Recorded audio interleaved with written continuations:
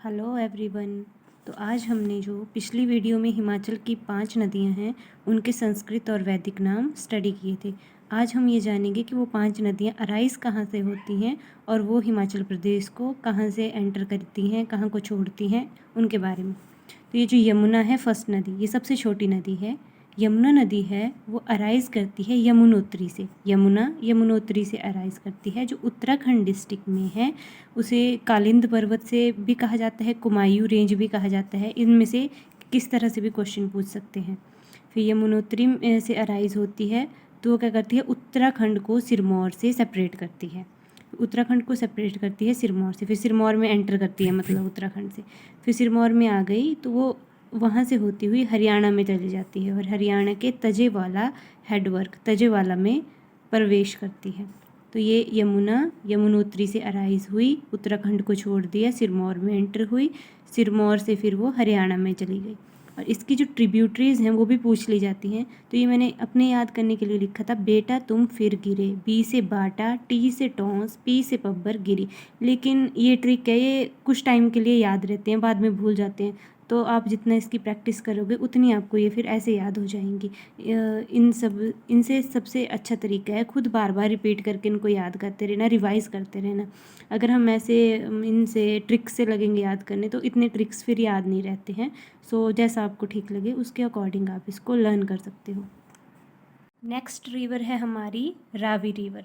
Ravi river दो नालों या दो खड्डों के मिलने से बनी हुई है। एक को कहते हैं भादल, दूसरी को कहते हैं टोंटगिरी।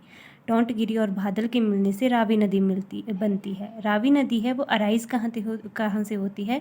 ये जो धौलाधार रेंज कांगड़ा में होती है, सिंपली याद रखना हो तो कांगड़ा की धौलाधार रेंज या कांगड़ा से अराइज होती है, कांगड़ा के बड़ा बंगाल से, वहाँ से अराइज होती है। फिर चंबा में एंटर करती है। जब चंबा में एंटर करती है तो फिर वो वहाँ से चंबा के मतलब जो साइड की लाइन है वहाँ से क्रॉस होती हुई चंबा को या फिर हिमाचल प्रदेश को खेरी में छोड़ देती है। खेरी एक जगह है, शायद चंबा में पड़ती है, वहाँ उसको छोड़ देती है। और उसके बाद वो पंजाब में एंटर कर जाती है। पंजाब में एंटर करने के बाद वो पाकिस्तान में चली जाती है और फिर वहाँ से अरेबियन सी में जाके मिल जाती है। तो ये थी रावी का अराइज होना बड़ा बंगाल से, एंड लास्ट में वो पाकिस्तान में एंटर होकर अरेबियन सी में चली जाती है। इसकी ट्रिब्यूटरीज़ हैं जैसे भांदल, बायरा, बलजेड़ी, बुधिल, सियूल, साल, टेंटगिरी, टुंडल, छतरानी, होली। तो इनको आप जितना रिवाइज करोगे तभी आपको याद होगी। ट्रिक्स अगर आपको करनी है तो मैंने यहाँ लिखी है। नेक्स्ट जो नदी है वो है सतलुज नदी। सतलुज नदी जो है वो अराइज होती है मानसरोवर से, मानसरोवर तिब्बत से। मानसरोवर से अराइज हुई, फिर हिमाचल प्रदेश में एंटर की किन्नौर ज़िले में। किन्नौर ज़िले में कहाँ एंटर की, सिपकी पास सिपकी दर्रा होता है, वहाँ से किन्नौर में एंटर करती है।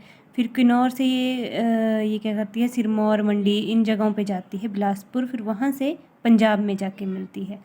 पंजाब में क्या होता है, पंजाब से ये पाकिस्तान की ओर चले जाती है और कुछ इसका जो पानी है वो नहर के रूप में पंजाब के हरीके से क्या होता है, ये पाकिस्तान को चली जाती है और पंजाब के हरीके से इसकी एक नहर राजस्थान, गुजरात की तरफ चली जाती है, जो कि फिर इंदिरा गांधी नहर बनाती है। इंदिरा गांधी नहर हमारे देश की सबसे लंबी नहर है, तो ये वो बना देती है। और जो मेन नदी है वो पाकिस्तान में एंटर करती है, फिर अरेबियन सी में जाके गिर जाती है।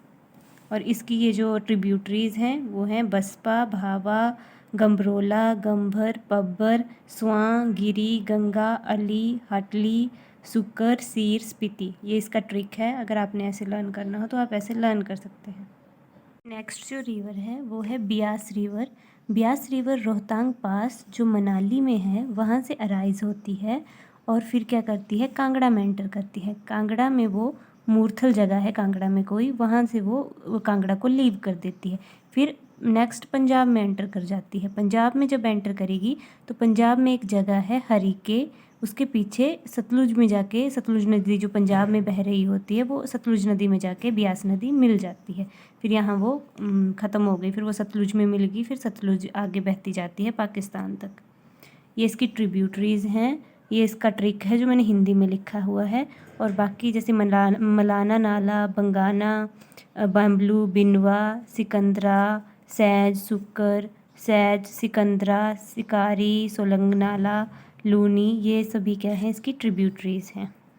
तीर्थन, नेक्स्ट है चिनाब रिवर। चिनाब रिवर है वो चंद्रा और भागा 2 रिवर के मिलने से बनी होती है चिनाब रिवर, और वो अराइज होती है तांडी से। तांडी जगह है लाहौल स्पीति में, और वहाँ उसे बारालाचा दर्रा भी कहते हैं। वहाँ से ये अराइज होती है।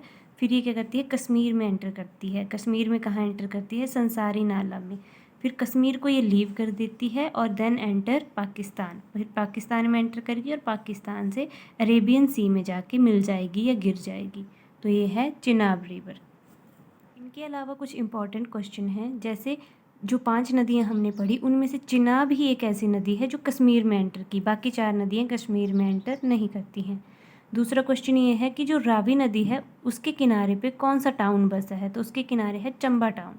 चंबा डिस्ट्रिक्ट है वो रावी नदी के किनारे है।